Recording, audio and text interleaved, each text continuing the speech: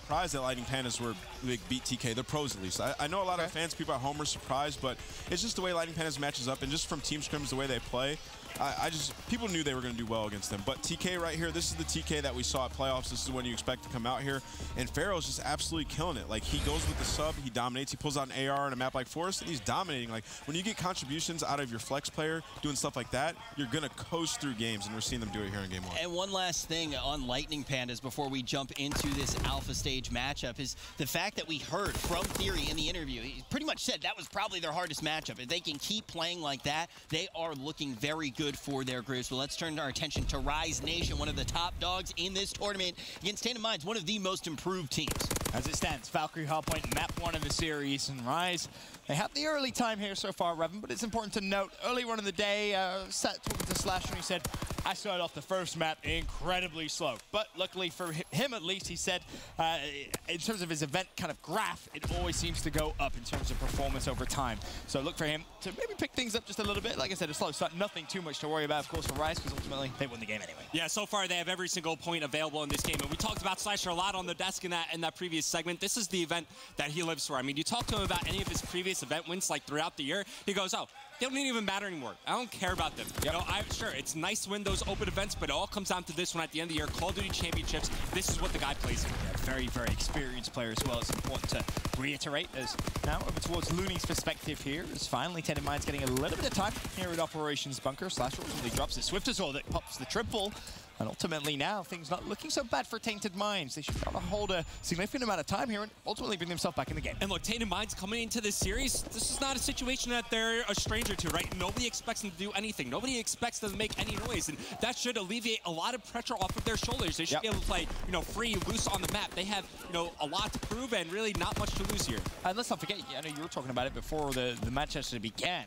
Last time they played, it was a 3-2. It wasn't like Rise or, you know, crunching through Tainted Minds. Yes, you can kind of break down that series in a little bit further depth and say, all right, maybe Rise wanted to play a little out of their comfort zone. Maybe try some trying to increase map pool. Exactly, but still, it went to game 5. It's a very, very close series. Not only did it go to game 5, it was realistic that Tainted Minds could have 3-0'd that series. If that game 2 starts to destroy, that round 11 goes in their favor. It is a 3-0 for them. And Swiftazor, he's the guy on your screen right now. 6 free, already has that glide bomb in hand, 50 points away from the artillery barrage, and he's going to earn that as well as the fighter pilot after he secures that kill on the gunless. And one thing that we love watching whenever we see Tainted Minds play is that their mechanics are there. You know, the fundamentals of Call of Duty are there. It's just a matter of their gun skill and, you know, keeping toe-to-toe when it comes down to overall slaying.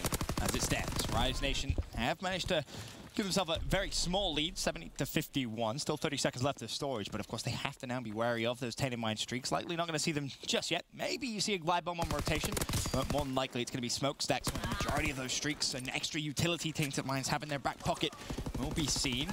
Now, of course, for Rise, they have to start thinking about that rotation. Swifty could be in a good position here just to slow things down a little bit for Rise, but he needs support, and he needs it quick. Yeah, absolutely. Luna, the guy looking to get streaked out here for Rise Nation, so maybe they'll have some streaks to answer back of their own. Just 150 points away from the glide bomb. Capture points are going to help here. It's a new hard point about to pop up, but take a look at number 2. Nibble from the back. He fights around Looney, shuts him down. No streaks earned there for Rise Nation. It's Tainted Minds, even though you're down by around 50 seconds, this is exactly where you can come back into the game. And Swifty almost, again, is in a fantastic position here. If he can find the final Rise Nation player, doesn't even need to. His teammate Damage comes to the assistance. You can see the artillery barrage. Love it. Just block off that front entrance, just trying to give Tainted Minds just some free hill time and nothing else. And we always talk about how on a map like Valkyrie, sometimes these streaks just don't get you a lot of kills, but they do things like that. By placing the artillery barrage over towards that side doorway, it forces Rise Nation to fight from different parts of the map. They can no longer fight from that side alley. They're forced to push through vents, and that allows Tainted Minds to rack up a lot of time, and now they're only down by around 22 seconds. However, despite the use of the artillery barrage, Rise has done a good job just to at least split the time, right? Keep it a 50-50 hill, if you will. And now with final 10 seconds or so, Rise should be good to pick up the scrap. But bear in mind, Swiftazor still does have the fighter pilot. The glide bomb is still there. Let's potentially head over towards this next hard point. Will we see that investment come through? I think it all really depends on whether Tainted Minds are able to win these initial gunfights on the rotation. And you have to look at Swifty to do just that. Finds one. That Slasher gunless mid-street. Has him tagged up. One shot, but not going to be able to clean that up as 3 players from Tainted Minds fall. Damage now left basically by himself here, just trying to defend. Yep, just waiting for his teammates to come up off free spawn. You see in the top right-hand corner of the mini-map, help is on its way, and Damage is just trying to hold on to his position for the time being. As it stands, Rise Nation with control of the hard point, and now some intra kills are starting to come in. 3-fall for Rise Nation. That trade should come in on the Slasher. Swifty's there for the kill, and just like that, Tainted Minds re-earn control. And this is best case scenario, right? They were able to do it very quickly, very efficiently, and they didn't have to burn a streak. Exactly that. So you still have that in your back pocket. 20 seconds left to Smokestacks, though. It could be bad news as instantly Rise breaks straight through. Slasher shuts down Swift Azor. And now, if you're Tainted Minds, you kind of just have to hold that out. Yep, I mean, it's so weird to just look at the score and see Swifty, he goes on those early game heroics, right? He gets fully streaked out. He was double positive for a good portion of this game. And then you look at his other teammates. They're starting to fall behind his slang, and this is exactly what I was starting to bring up. You know, normally these teams, like the weaker team coming into these hardpoint matchups, you know, they can hang, you know, through that first rotation of hardpoints, but you really start to see the separation in terms of skill once that second rotation begins. And right now, Rise Nation, once again, despite not having streaks to answer back, they're up by around 50 points, and they're still cruising in this game. And this is where Tainted Minds need to just kind of break the mold of this map so far, if you will. They need to get a good chunk of time here in vent and also rotate, really bring themselves back in, because you have the extra utility to do that. But when are you going to use that utility? That's going to be the really crucial part in this map for Tainted Minds. They have to use it properly and at the right time, because for Rise Nation, they can't just keep this 40 to 50 point cushion that they've had for quite a serious amount of time so far. Absolutely. Now all eyes on Nimble as he picks up his second kill. He's now on a 5 streak, so close to earning more streaks in favor of Tainted Minds, but he falls short. And you're wondering when these streaks were going to get called in for Tainted Minds. You still have 2 to play with. I think now would be a fine time as you're trying to fight for spawns. You know, you could call in a glide bomb, either force Rise Nation to commit to these gunfights or pick off that player anchoring for spawns. But obviously, since they lose those gunfights, now you want to wait a little bit before you invest in. Again, a quick glance at that scoreboard, 153 to 139 in favor of Rise Nation. A glance down at the overall kills. Death Swift is all 17 and 11. Swifty trailing a little bit at 10 and 18. On the flip side for Rise Nation, nothing too standout, to be honest with you. TJ even 16-16. That's about the best you're really going to get. So if there was ever a chance here for Tainted Minds, surely it would fall in the latter parts of Valkyrie Hardpoint. If they can just manage to out-trade Rise on this hill, potentially they could take the lead here as well. Absolutely. If things go your way on each and every hardpoint, you have the opportunity to lock it down for the full amount of time. It's just a matter if you can position yourself properly and get those impactful kills. As speaking of kills, are being traded between both these teams. Meanwhile, it's Damage holding strong inside the hardpoint. Now he's the one 60 points away from the glide bomb, exits the hill, and he has his teammate inside looking to bait. And that's the key. All 4 of those kills were in the hill. He goes for potentially the 5th. Now they know exactly where he is. They both line up. Not the greatest gunfight you've ever seen him take, but ultimately, I guess you can say for Tainted Minds, not the end of the world. They will get the scrap time, and that should, I believe, put a slap bang tied up. Yeah, absolutely. And look, that's another situation where it's like the idea is there for Tainted Minds, right? The plan is there. It's just the execution when it comes down to actually hitting your shots with the gun, that's where it falls apart a little bit. And this, if you're Tainted Minds, you have to prolong the game to at least see another Smokestacks. At least get really good usage out of those streaks, and at the same time, don't feed Rise any counter streaks, because he's had this since the very beginning of the game and hasn't really been able to invest it properly. You need to make sure you don't give Rise Nation a free pass back into this map. Not only that, I mean, Tainted Minds, they've been fighting from the back foot, you know, since Swift Azor has earned all those streaks. It's been Rise Nation. At one point, they had, what, like a 60-point lead? Tainted Minds have done a great job of just bringing it back close to within their favor, and this would be huge scrap time for them, not only to tie the game up, but when we look ahead towards this upcoming hardpoint over towards the office, if Tainted Minds could just lock down the loading side of the storage bunker, they'll have spawns going into office, and then they use a fighter pilot or glide bomb to deny, just like they did with the artillery barrage. And that was a pretty half-hearted push there from Tainted Minds. Swift Azor was going to fall as well. He was just lingering to see if he could find any other Rise player close to streaks. Maybe just rotating a little late. Slasher spots 1, spots 2. Shots into Swifty. Not going to pick up the kill just yet. Early time in office is going to go over towards Tainted Minds, but they need to hold and they need to get a good chunk of time here. But in goes Rise Nation. One last player is Swift Azor, and they just break straight through. They make it look so simple, Revan. The reason why it looks so simple is because Slasher gets control of the supply street, and it cuts off all reinforcements from Tainted Minds. They had one player over towards the double barrels as Gunless just casually gets a quad kill. 5 kill spree for him. Rise Nation, they're coming live in the closing moments of this game, just 20 seconds away from shutting down Tainted Minds in map number 1. And the absolute worst case scenario here is that Gunless gets those streaks, and then ultimately he can use them just to shut this game to bed. You out-trade with the streaks, essentially, and then if you're Tainted Minds, you sat there and you had that debate after the game. Why didn't we use those streaks earlier? Was there an opportune moment where we could have potentially done? Always is, and it always sucks as a player to end the game with streaks available to use. Yeah, probably one of the the worst feelings outside of maybe getting 6-0'd or 100-point clubbed, right? But Tainted Mind's still in it. To their credit, they're going to get the final 6 seconds or so here on Office, and now you're forced to use that streak, but look at the damage that Rise Nation have been able to inflict here. 242 to 190. Yes, the fighter pilot comes through, it finds one, but you're still not exactly in the best opportunity. The glide bomb, luckily, will give them some information. They should be able to at least find, or sorry, that's Douglas's, but now you'll see Swift's glide bomb come straight through. TJ's going to fall, but that's the fear, right? You out-trade with those streaks, and Rise Nation earning their streaks have given them the opportunity to do that, and ultimately just close out this game in relative ease. Yep. Rise Nation, they started off a little bit slow. Swift Azor got streaked out for Tainted Minds, but Rise Nation closed it out in fashion. I really think you hit the nail on the head as we were entering that final storage bunker hardpoint. You're like, Tainted Minds, they want to try to force, a smokestack's hardpoint while trying to keep the game relatively close. Right. At the end of the day, they were unable to do that. Those streaks at the end have no impact whatsoever. And now it begs the question, just like we were asking ourselves towards the end of that game, why did he not just use those streaks earlier? Definitely a good question to be asking here, but Rise, they're going to be able to get this first win under their belt. But Tainted Minds, they do play them relatively close. This is what we're talking about with Tainted Minds, though. This is the reason that you can't necessarily count them out as a team. They have been improving so much. They are able to play with the top level of competition. Definitely not someone that we want to sleep on, but we got plenty more action going on here. Team Heretics versus Team Caliber, close in the search and destroy. It's just getting started. TK has the first win under their belt. On the other hand, we got Lightning Pandas. They have that first win under their belt. Oh, it's Valkyrie Surge? Yeah, Enable's got to kill, though, so... Okay, things are looking up than what we've seen before. Pharaoh has been using the sniper thus far on this map, but nobody has been establishing pure dominance so far on this Valkyrie. But on the other side, you got the Epsilon Lightning Pandas match. Epsilon has established dominance on this map so far, 3-1. Also worth mentioning, I know we talked a lot big picture storylines, maybe TK get knocked out.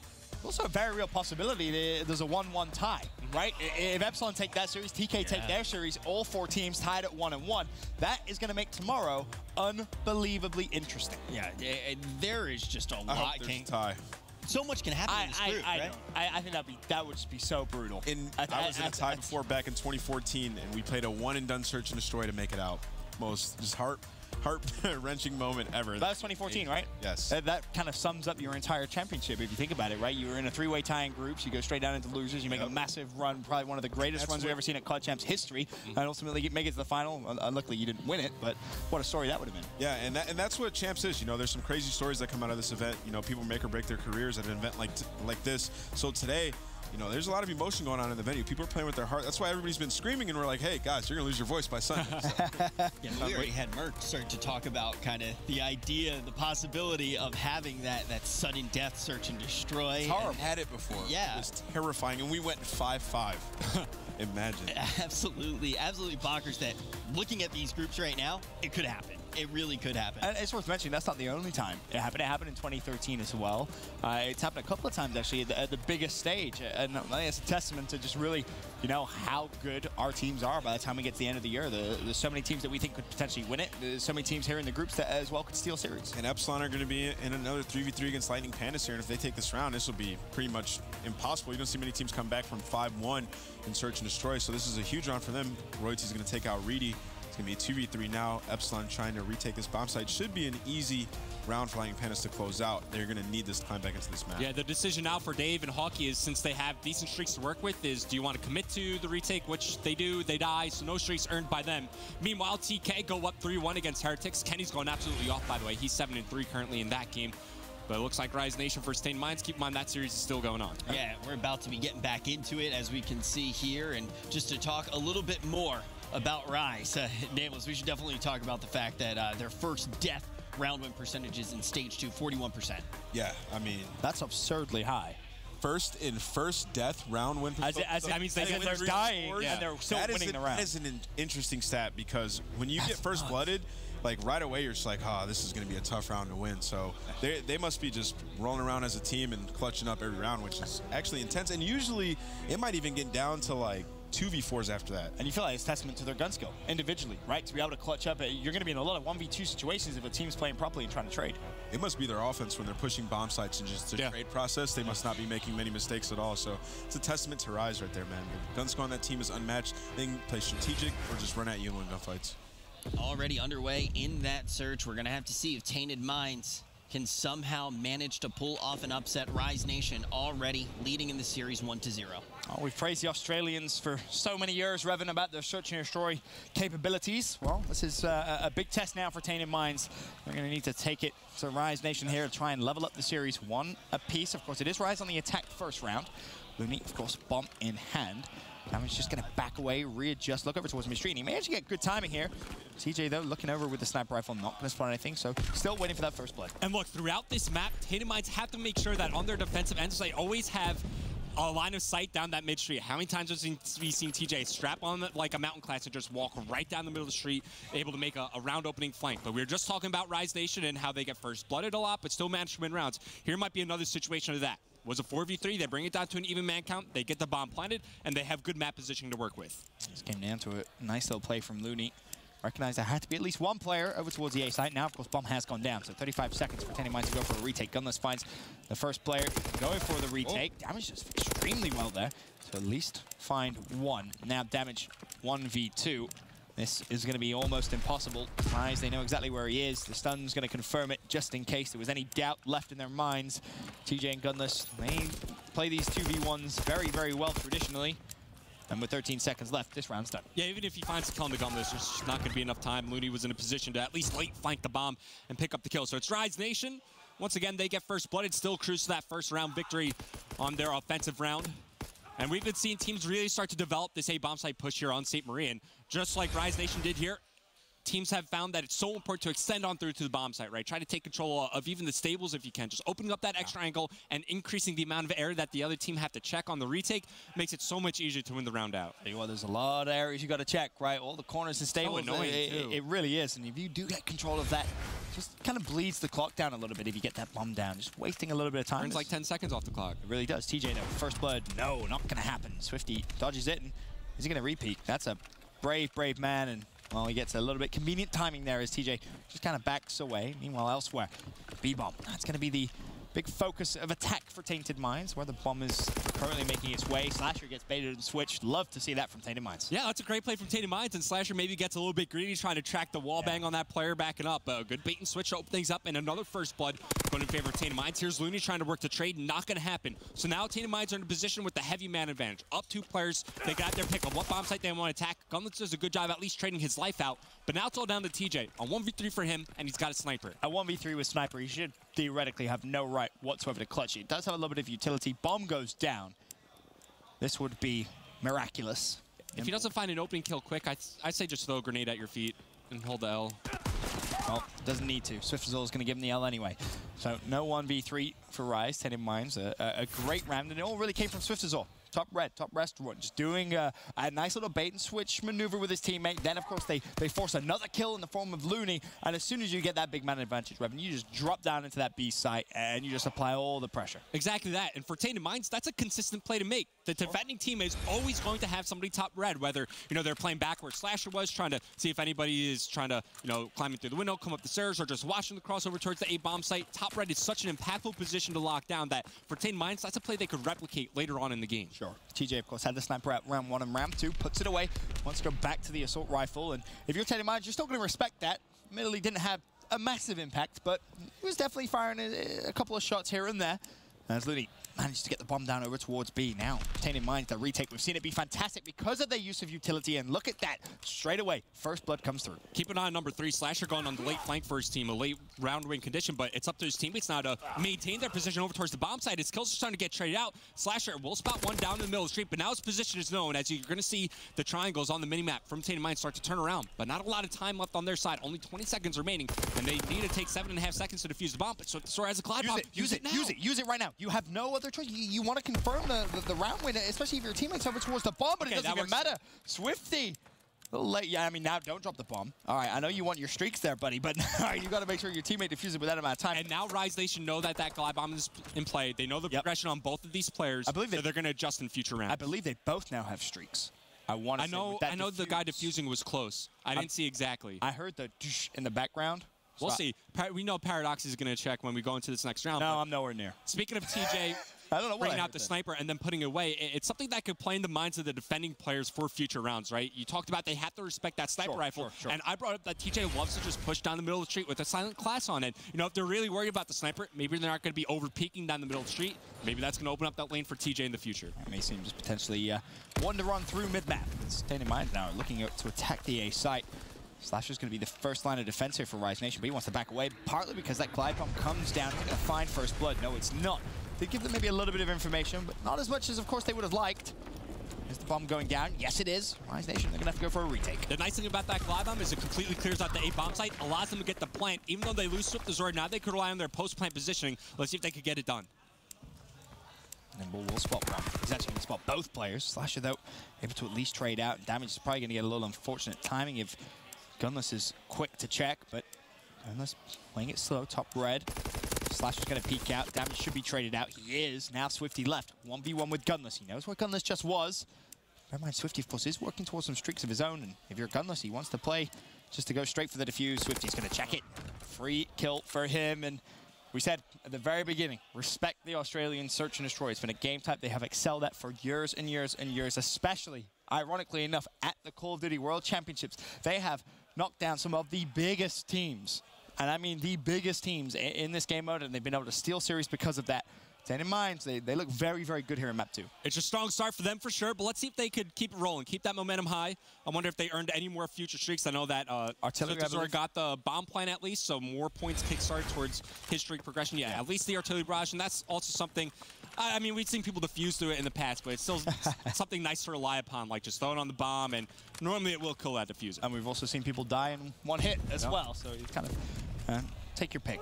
We'll see. TJ, though, first blood with the sniper rifle. Slasher able to respond as well, so forces instantly a 2v4. Now, if you're Tainted Minds, you have to think, all right, realistically, the chance of winning this round, not that high. If we can get Swifty, however, maybe closer towards some progression, or at least keep him alive, Tainted Minds could be in a great position. Swifty, of course, he can play a little more aggressive if he wants to, simply because he isn't really on that streak. But you're relying on Swifty hitting the shot, and the problem is he obviously went for the sniper rifle play. He should spot one crossing. That's just a little late on the trigger finger. And now all of a sudden with 40 seconds left, expect him to scramble to the back of the map, play his life. And this is one of those situations where if you're moving his crosshair in circle is recognition of the fact, like, you know what? I'm not going to clutch this.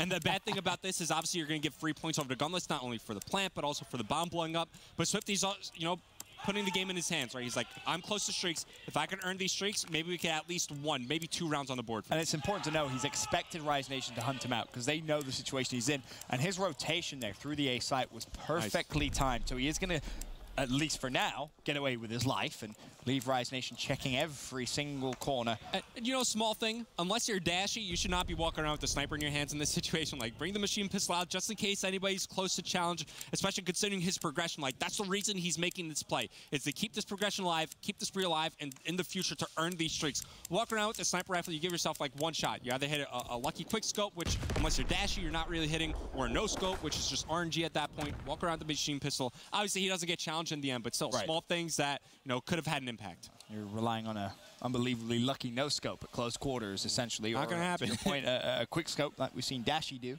time and time again. But for Swifty, he does keep his streak progression alive at the cost, of course, of a round for Rise Nation and also some streak progression towards Gunless, who has been fantastic at search throughout the entire year. And not a player that you want to give those streaks to and just give momentum to at that 5-3 he currently sits. As Tainted Minds once again want to go over towards the A side. It's going to be TJ though first for Rise Nation defensively. Has a sniper rifle out. That was very, very close, and it was Swifty, ironically enough, the player that challenged, gets the kill. If he gets the defuse as well, that's streaks for Tainted Minds. Yeah, and this is a standard strat from Tainted Minds. You see them bring this out all the time in the Pro League. They have that guy, Damage, always hang out late over towards ammo while his teammates get the bomb plan over towards A, and then he'll just go on that late flank up through top red. And speaking of Swifty, yes, he's been able to earn these streaks. It's a good position for Tainted Minds to be in. A 2v3 for them with post-plant positioning, and look at how they've extended through the bomb site. You love to see it. You have to keep Swifty alive, though. Slasher, you assume Swifty's going to be looking at, Swifty's going to be looking at this. He is. Ultimately, the kill comes through, and again, a beautifully executed and round. Gunless can't let this bomb blow up. Because Swifty is the one who planted it, he'll earn more streaks if he allows this bomb to blow up. But he's also thinking, I got 300 points, you know, I'm pretty close. But I think it's just too many streaks to give away. especially for free, right? Swifty's not technically like earning these last 150 points. He's getting it because he planted the bomb and Gunless is giving up the round. Why would you shoot him? Why would you shoot him? That even then, I think they just looked at him and went, "What are you doing?" Yeah, what was that? Hello? Your teammate's about to get points for the bomb blowing up, get fully streaked out. That's a I hope he dies. I hope he gets first blooded this round. And he almost did get first blooded that round. That's a very, it's the small things like that. The small things like that which you can't afford to do. Yes, ultimately they still win the round, but you would have had the same. The round was done. It was over, and you would have had streaks, more streaks at that. But hello, Australians. It's Call of Duty Championships. Wake up. Weird play, weird decision at that. But Swifty looking for the first blood. It's going to be TJ spots him, and luckily enough, nice he gets him. Luckily enough, he does get the full streaks, but definitely a nervy moment there for Tainted Minds. Oh, yeah, without a doubt. And keep in mind, we highlighted this coming into this matchup, but look at the first blood column. 5 total for Tainted Minds, 2 here for Rise Nation, and that accounts to Tainted Minds now having this 4-2 round count lead. Another situation where they're up by a man. Looney trying to get things done on the flank. Will be able to shut down damage, but now his position is known, and he has a teammate right there for some support. Swifty's going to peek, sees the barrel of the gun, and now Slasher's trapped. Oh, they're always tough shots, nice shot. But somehow hits it. Nicely played, Swifty taking control of St. Marie du Mans. Search and destroy 6-1. Current stat line forces a 3v2 situation. Looney, of course, does have bomb, but Swifty needs to be careful of Gunless. The artillery's moved over towards A. Is that going to draw out Rise Nation player mid-map? Nimble, essentially, so patient, so coy. Needs to make sure he is patient enough, though, here. He's going to spot the first player. It's Looney, tags him up. He's going to try and force the pick. Looney, just superb play, and Gunless comes through as well. A 3v2. You blink, and it's a 1v2. That was sensational from Rise Nation. Looney makes that play because Nimble's using a Mountain Energetic class. He gets tagged up by the grenade, and Looney immediately challenges. Now he's going to get the bomb planted after. Swifters, where he's going to be in position maybe to tag up Looney at the cross back, but now he should throw up that grenade, try to pick up Looney. You know you have him tagged up. Throw the grenade, try to take him off the bomb. He's waited too much time. Now Looney's regenerated his health. More shots being fired by Swift Azor equals more time burned off the clock. There's the grenade, but it's too late. No ammo, he's dead. Wow. A free round, essentially just gifted to Rise Nation, one that you really expected Tainted Minds to have. And to your point, the Looney play up top recognizes what the opponent is using and instantly uses that to his advantage. A very quick nade challenge comes through. And the fact that Gunless wins his 1v1 as well, you literally blinked and it was a 3v2, and then all of a sudden it's a 1v2. Bomb is down and you're left trying to clutch. Not only that, like you use the artillery barrage to block off the A bomb site. All you have to do is preempt. You have the B bomb site surrounded. There's no way they're getting the bomb planted there. The only way you lose the round is if you lose your one-on-one engagements. What happens? Looney wins a 1v1. Gunless wins a 1v1. And now Rise Nation, they're back within 1 round. Granted, you still have all these streaks to use, but still small, stupid mistakes on the side of Tainted Minds. A lot of streaks to use, Revan, of course. All 3 for Swifty. No artillery barrage, as that was invested last round. But if you're Rise, you have to expect that this be one of those situations where you want to just put Swifty in a great post-plant position. Essentially just rain streaks down if need be. Of course, better for Tainted Minds if you don't have to invest anything at all. And that very well could be the case here. A 4v1. Gunless, can he try and produce the goods with just 30 seconds left? It's a 1v3 now. He knows where Swifty is. He makes it a 1v2. For a minute, I thought maybe, just maybe, he could have done it. Not the case. Tainted Minds keep the advantage for them. Yeah, can never count out Gunless in those types of situations. Fortunately, damage here, all he has to do is pre-fire. Knows that Gunless is at least a little bit tagged up there to finish the kill. And we're talking about all the streaks available for Tainted Minds. They don't need to use a single one in that round. So now, as they look ahead towards defense, the one game plan on your mind is to burn time off of the clock. You know Rise Nation have to go for a plant, use some streaks, try to deny it, or at the very least, try to gain an early man advantage like they have been doing all game long. Exactly that. You've got your utility there as well for good B retakes. We've seen them have great success at that. This very well should be Tainted Minds tying this map, or this series up 1-1. Looney, brave man he is, gonna try and put the bomb down, and for Rise, they're just gonna have to play back ammo now. First streak is gonna be used, and you can see they said, you know what, I'm gonna go straight for armored classes. They didn't want to run Mountain. They said, we have to get that bomb down. It's one of those small sacrifices you have to make if you're Rise Nation, and props to Looney for running away, but now the artillery barrage is used. Swifty tags up Slasher, but is someone on the bomb? That's the big question. As of now, not yet. Swifty may want to try and think about going for a quick flank here. And there's Slasher in the artillery barrage. He's going to find that pick. Now it comes down to Gunless. Another 1v4. It isn't going to happen. And Tainted Minds, despite looking a little shaky for a few moments, and in a few of those rounds, Revan, tie up the series, one map apiece. This series up. And when we return from this quick break, we are going to wrap up this series. And we're going to give you a quick update on everything else going on. Don't go anywhere. We'll be back after this.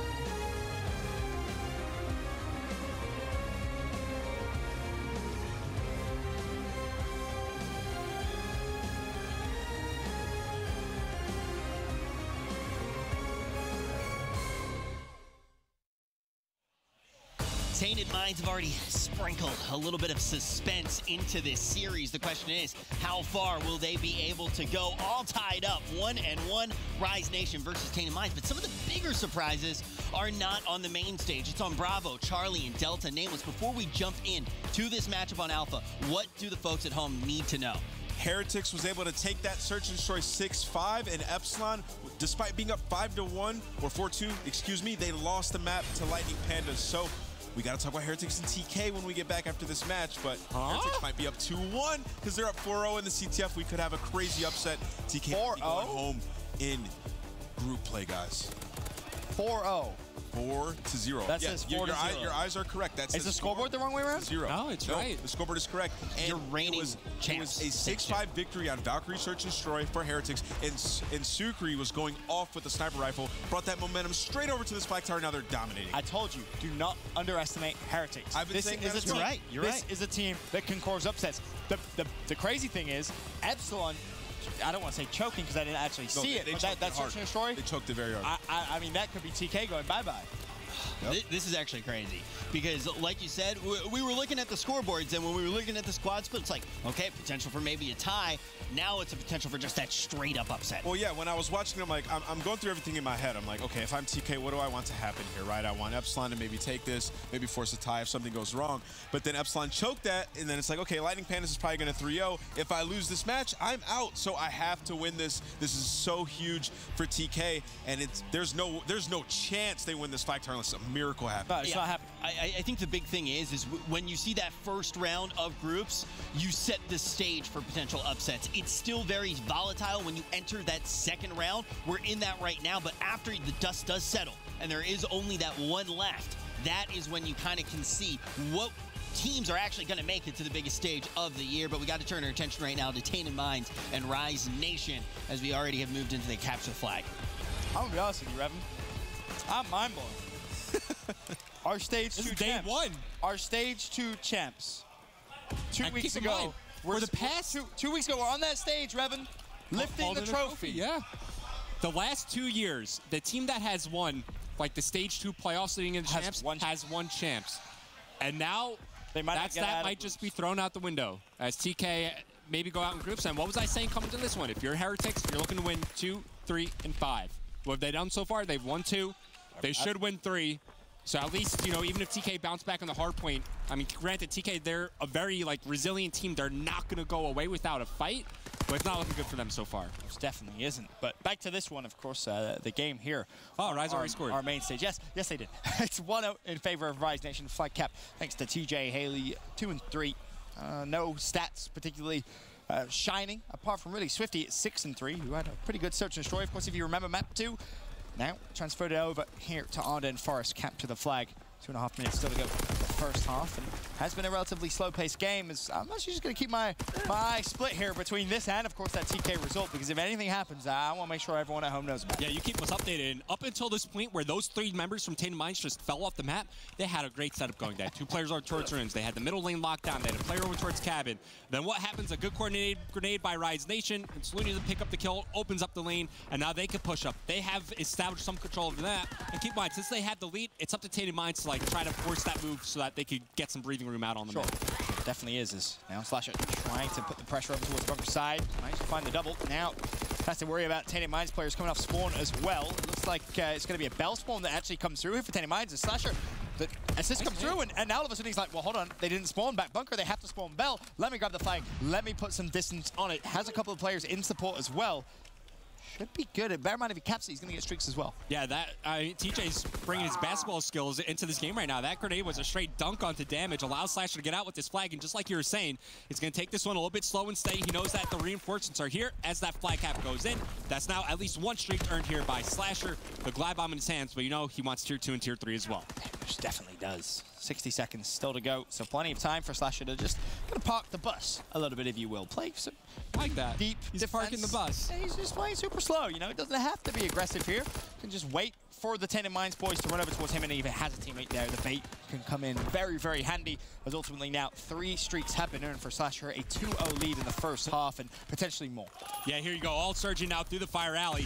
a good, perfect time to use the streaks here. You see these members from Tainted Minds come up off respawn. Here comes the fire pallet. How many kills? There's one. Ludi follows up, and he gets the information on where the other two are located. So now the flag out for the moment. TJ's there to re-pick it back up. This looks like it could be and should be another flag cap for Rise Nation, as you still have more streaks to invest. And it's just beautiful, very structured capture the flag from Rise Nation. They're not doing anything particularly flashy here. They're using everything at the right time. You see the streak come through. Slasher, of course, gives them that big opening originally to get the second flag. TJ, obviously, he gets the first one and also the third one.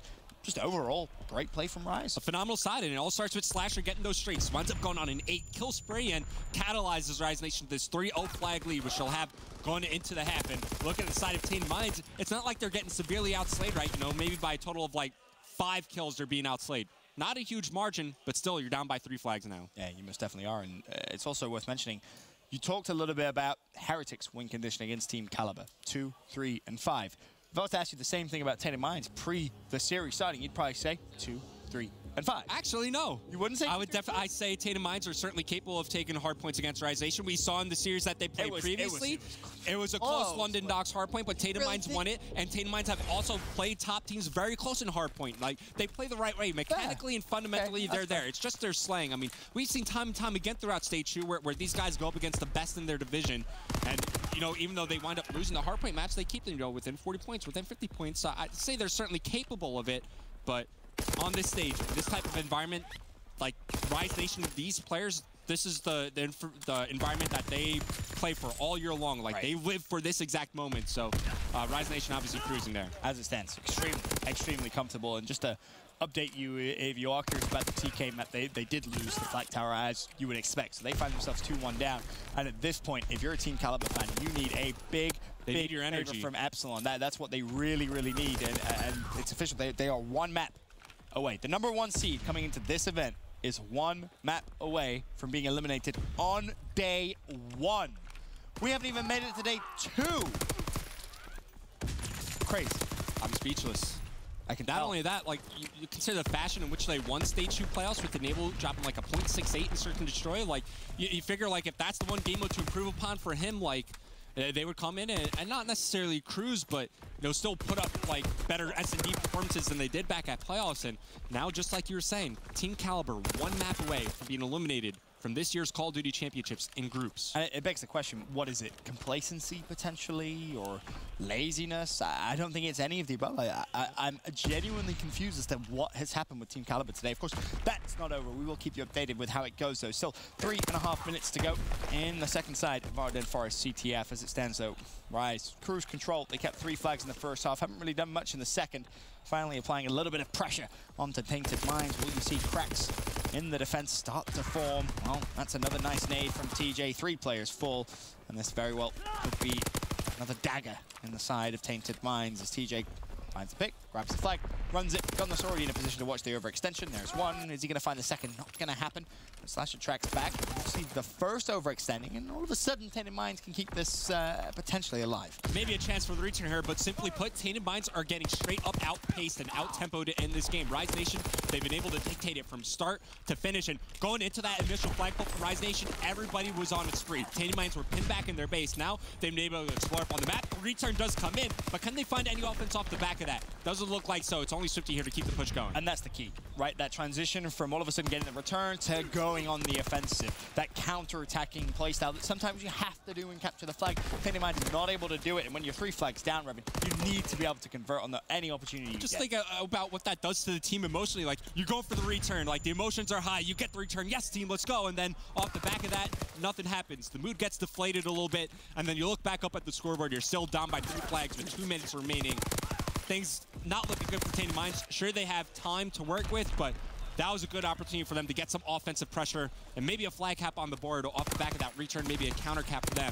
Right. Doesn't come through, and now, once again, you look at that scoreboard, 3-0. If you're a Tainted Minds player, you're a little bit deflated. And you know, in situations like this, as a former professional player yourself, I was about to give you a compliment, Revan. Okay, keep going. You know what? Never mind, Revan. You don't deserve a compliment. No, I was gonna say, as a former professional player yourself, when you have a big lead like this in games of CTF, like you used to do when you played the game mode, there you go. All the time. You can just sit back and just enjoy, right? You're forcing the other team to come to you, make the mistakes, and it is very, very simple, very methodical gameplay, which you're seeing from Rise Nation. Again, to reiterate, nothing flashy, nothing over the top, nothing ridiculous. Except for Slasher. Crazy, yeah, I guess outside of Slasher, but I mean, everyone else just doing their job. Right? But yeah, everyone else just really just doing their job. Slasher's just killing things. It's not like he's, you know, going absolutely mental, but that's exactly what we expect from Slasher, I feel. Yeah, and just adding on to your point, when we're talking about CTF, when you're playing with a lead, there's some important things that you don't want to do, like turtle too hard. We see teams on a map like Flap Tower. I think that kind of is expressed really well on that map, where it's like teams will push up towards the halfway mark and then just play the contained game from there on out and pin the other team back in their base, where it's so tough for them to push out. And, you know, just speaking a bit more about my playing career, you know, back when we were playing CTF in the day, like, I would take it upon myself to play like a defensive role, right? So whenever my team would build more than like a 2-flag lead, I would literally just lay down, you know, in a corner near my flag and let my teammates continue to put on pressure. Whereas if anybody was able to slip through the cracks, like, they could rely on me to pick up that clutch kill at the base and protect our flag. Very, very annoying to play against. Oh, yeah, it is. That's why I did it. Yeah. Good to know. I love laying down in bushes, just, oh, you pulled my flag, pop, pop, pop, return. Also because I had a guy named Ego on my team, and he just nonstop, just tunnel vision on the flag. So when we kind of justified it, saying that if he gets, you know, 15 flag pulls a game, like, we should be able to convert on, you know, 2 to 3 of them. So let's just make sure we have our base covered because the pressure's there. Shout out to Ego, wherever you are right now. As it stands, the Rise Nation comfortably closed out Game 3. There was never really any doubt there after that first half performance. They didn't even cap a flag in the second half. But as it stands, 2-1 up. Yeah, and we are going to be jumping back to that series in a second, and we're going to take a deeper look on everything that is going on with TK. Remember, you can check out Bravo, Charlie, and Delta. We're hopping to a quick break, though. We'll see you after this.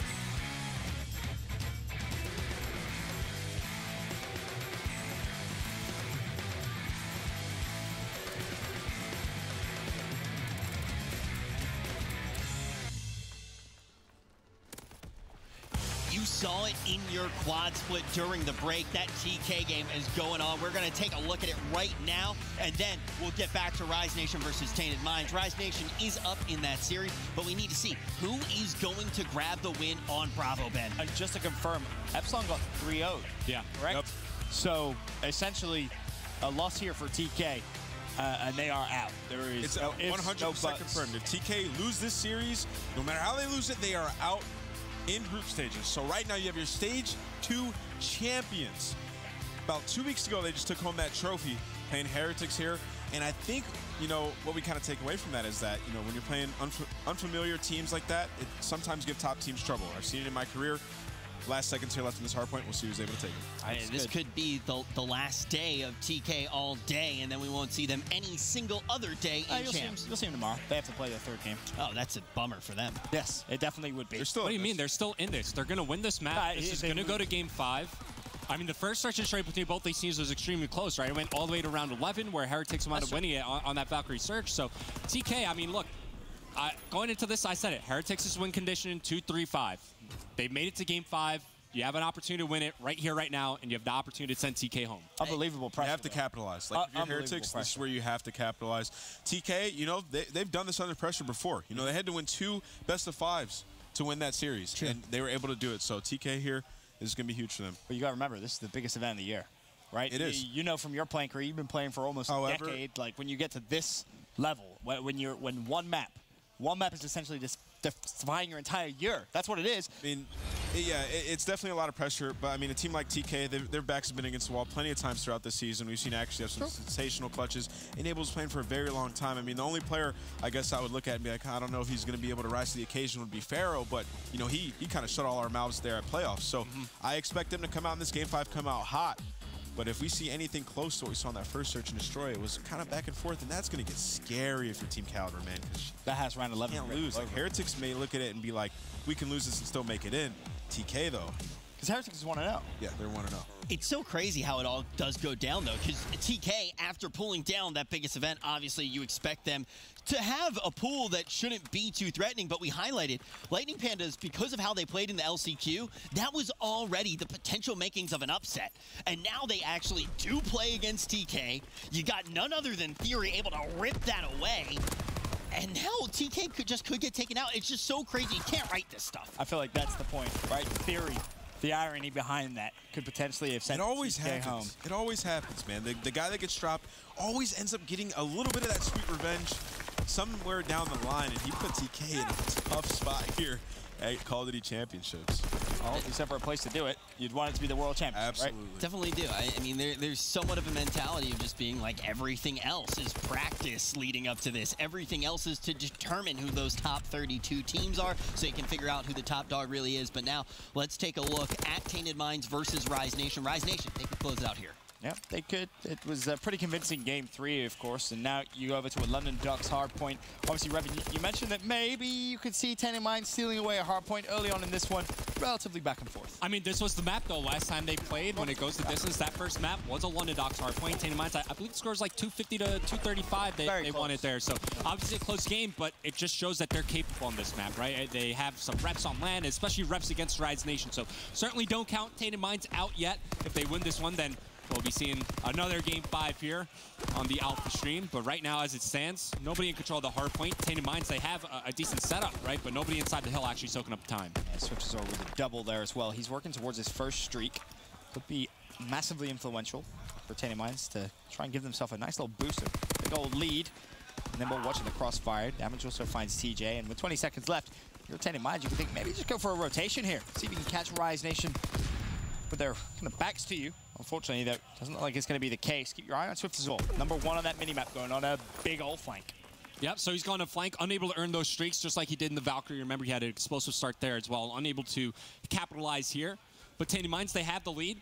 Granted, a fragile one at that. Still super early on this game. 26 points as we head over towards the Doc's warehouse. Takes down TJ. There's Nimble in the follow-up. And now Tainted Minds looking to converge in on this hard point. This is an opportunity for them to break on in. And it was super important to note where Tainted Minds were actually collapsing into that warehouse from. They had control of both sides of lower dock. So ultimately, Rise Nation swan even further towards Cole out. And it gives Tainted Minds time to get over towards the hill and try and give themselves a break. The problem is, ultimately, Rise too strong in the hill. 3 kills come through. Now Swiftazor's left by himself. Luckily, able to trade out that final player in the form of Looney, but Slasher still hungry for that kill. Ultimately, he cleans it up. Swifty, though, now attacking from top statue, trying to get down, but ultimately not finding the kill. And it was Nimble inside the hardpoint, almost got streaked out for Tainted Minds there. I think it was just 90 points away before he got shut down. Had a teammate just a little too slow of getting to the window to give him some cover fire inside the hardpoint, but back and forth here over near the Doc's warehouse still results in Tainted Minds having what's going to be around a 30-point lead. Looking ahead towards the barrel building, though. It's Rise Nation, not only with their early positioning, they all have the spawns under their control. And look at Slasher, 6 on that mini-map. He is playing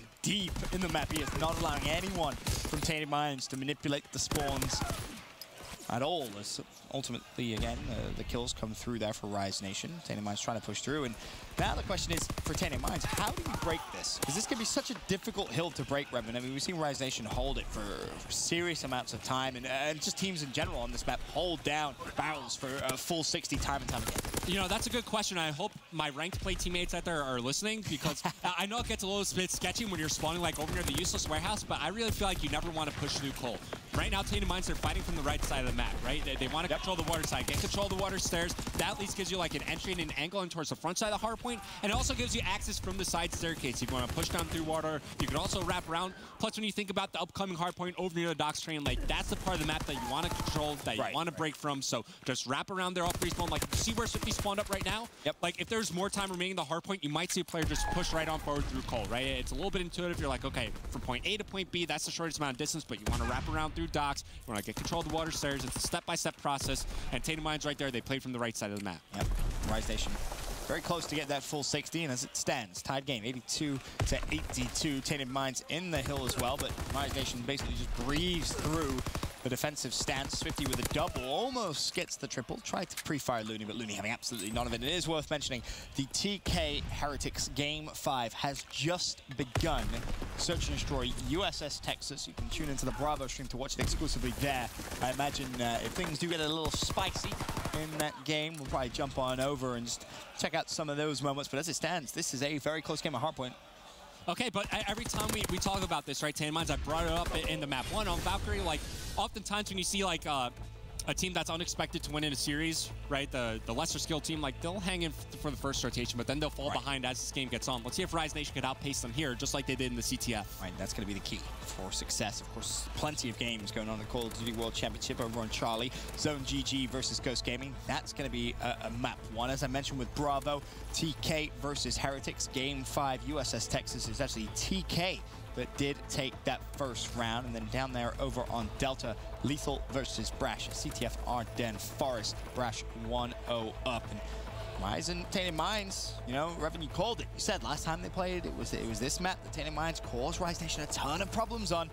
Well, it looks like those problems are still there for now. Yeah, they're hanging in there. They've actually taken a brief lead here on the statue. Hardpoint up by 3 points and looking to grow that. Take a look at Nimble as well. Swifty, they combine for it. 5-3. The big thing for Tainted Minds here, if you could just have somebody, you know, convert on these streak opportunities. You saw Nimble almost had a shot there at the Doc's warehouse hardpoint. Swiftazor, a bit earlier on this game, he had an opportunity as well. Had those 2 players earned their full streaks, this is a completely different game for Tainted Minds. And we were talking about this specific player going into this series a bit earlier on. Take a look at TJ Halley right now. 9-22 in this hardpoint against Tainted Minds.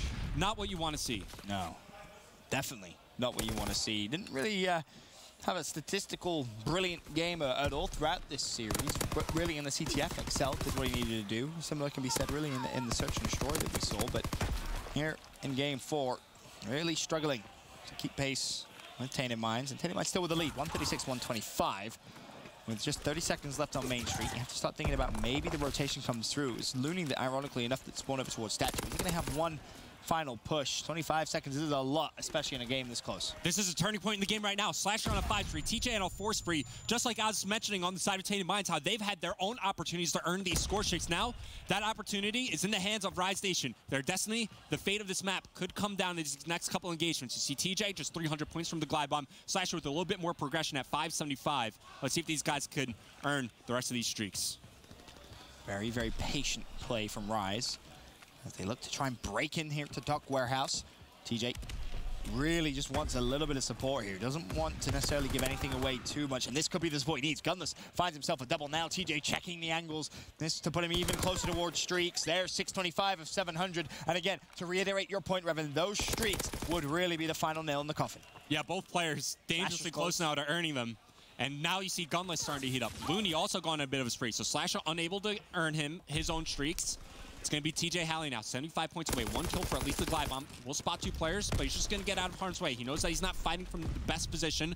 Not a whole lot of cover to work with and actually challenge the gunfight. There you go. Pops back up, shuts down Nimble. Won't get the second. At least it's a glide bomb. A little overzealous, but to your point, at least he does get at the minimum the tier 1 streaky. Earns himself the glide bomb. 9 seconds left on Dock's Warehouse, and TJ may actually just invest it right here. Will is going to get all the information on Tainted Minds' current setup. May actually find one. No, doesn't even get the kill in the new hardpoint, but at least has a little bit of damage that could assist Slasher in pushing in through the side stairs. Looney with a first blood and opening up the Tainted Minds defense, and all of a sudden, Tainted Minds crumbling in barrels. Rise Nation walks straight through the front door. And once again, we find ourselves in a situation where Tainted Minds, they are getting outpaced on the map right now. They cannot keep up with the pace of Rise Nation. Their trades just aren't there, and now they're starting to fall behind in the slaying as well. Take a look at Swifty as well as Nibble. And just like how we were pointing out TJ earlier on, what was he, like 9 and 22? Yep. He goes on a 10-1 spree, on a 4 right now. Another chance for him to get streaked out. He's done a complete 180 in this game, and that's propelled his team now to the 60-point lead they currently have. And that's the key, right? As soon as he turns on the engines, if you will, all of a sudden Rise Nation a 60-point cushion. And looking very, very comfortable.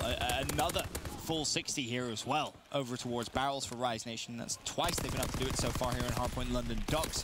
And with such a marginal amount of points to win this map, 20, as it rotates over towards Dock Crane. You think this one's probably over? Yeah, another big thing that I'm seeing on the side of Rise Nation is take a look at their time inside the hardpoint. Everybody with, you know, at least like a minute. You know, TJ just about there, just 3 more seconds will do it for him, but they're picking up kills. Slasher's going off at 28-14. Their kills are there, their objective work is there, and Rise Nation, they're looking strong. Granted, it is against Tainted Minds, you know, not the strongest competition out there, but it's still good to see the fundamentals and the basics here for Rise Nation. Especially on day 1, right? You can't be slacking, otherwise you find yourself in a deep, deep hole, and well, you need a very big shovel to get out of it, that's for sure, as TK very well finding out right now in a game 5. 243 to 150. Rise Nation should be good to close this one out, and TJ may actually just get streaks even if he doesn't need them. Nope, not going to be the case. Rise Nation a 3-1 dispatch of Tainted Minds, and now the only question is, what the hell is going on in the TK game? Definitely, and guys, you can jump to Bravo right now and take a look at that. It is going to be the map to decide that, and TK, if they don't manage to win it, are not going to be able to survive in their group. We're hopping to a quick break, though. Do not go anywhere.